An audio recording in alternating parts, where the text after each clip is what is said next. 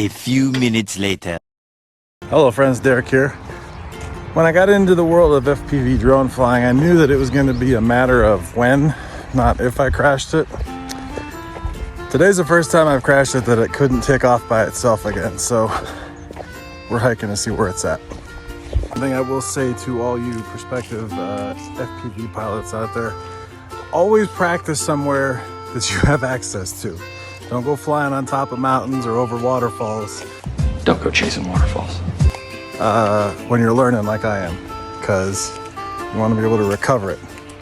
Also, plug for DJI Care Refresh. Definitely want to be able to replace this if I need to. So I'm just to the edge of the woods where I was at, or flying through rather. So, start combing the edge of these trees.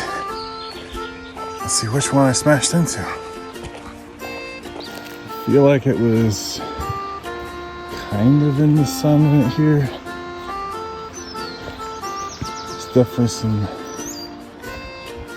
cotton from the cottonwood trees.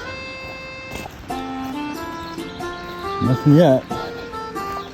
Moving to the next part of the woods here. I think this is where it's at. I think it's gonna be one of those over there.